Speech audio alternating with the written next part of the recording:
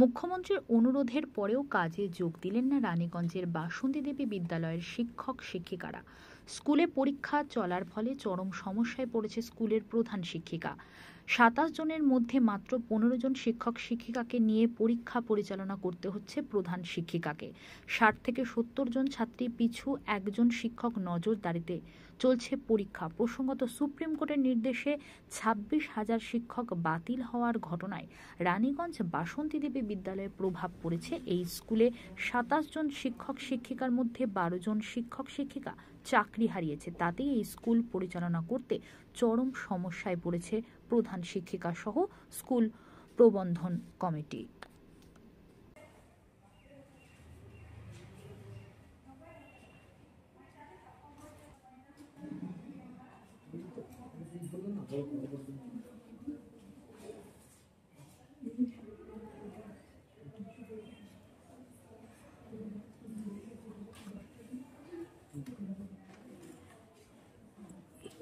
আর এই ক্ষেত্রে আপনারা কিরকম কি ভাবনা চিন্তা রেখেছেন? প্রথম কথা, আমাদের স্কুলে প্রথম পর্যায়ের যে মূল্যায়ন পরীক্ষা সেটা চলছে, ফার্স্ট ইউনিট টেস্ট।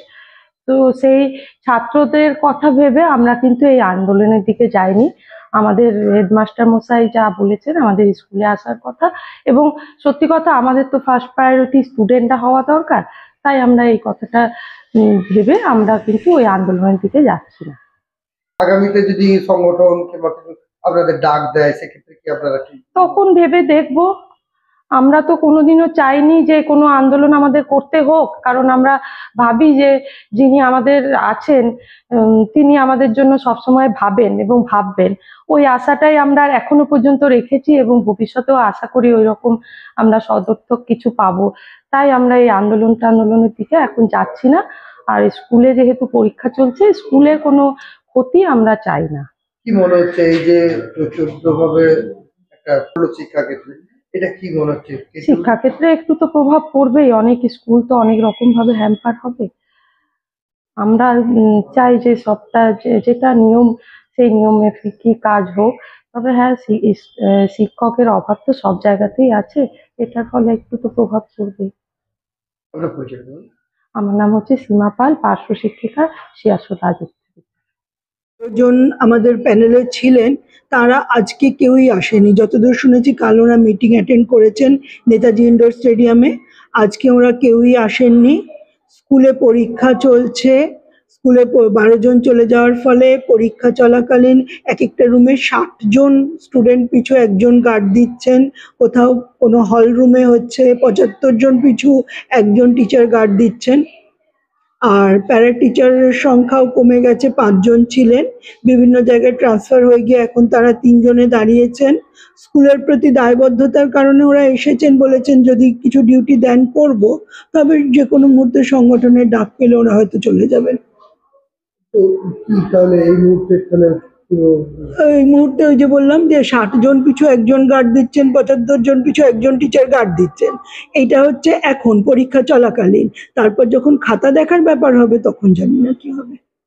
ওই খাতা দেখাও সেই অতিরিক্ত চাপ নিয়ে এক একজন লটের পর লট খাতা দেখবেন, আর উপায় কি? এই বিষয়গুলো কি জানিয়েছেন আপনারা? কোথায় জানাবো?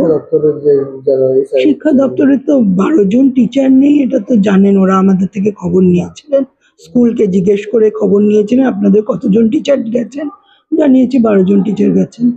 কালকে যে মুখ্যমন্ত্রী বিভিন্ন একটা নির্দেশিকা দিয়েছে যে তোমরা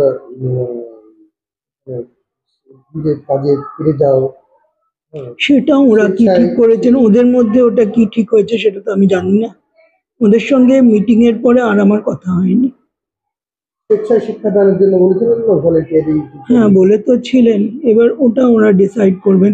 আর একটা স্বাভাবিক কথা বলছি, যে যে চাকরি নেই এখনো, চাকরির নিশ্চয়তা না পাওয়া পর্যন্ত ভলান্টারি সার্ভিস দিতে কি ওদের ইচ্ছে করবে?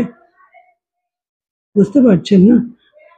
আজ ধরুন আমাদের প্যারা টিচার অ্যাটাচমেন্টের জন্য বলছেন ঠিক আছে আমরা স্ট্রাইক ছাড়াও এমনি ভলান্টারি সার্ভিস দিচ্ছি, আমরা আসছি, কিন্তু যার এই মুহূর্তে চাকরি গেল তার যা মানসিকতা, তার কি ভলান্টারি সার্ভিস দিতে ইচ্ছে করবে?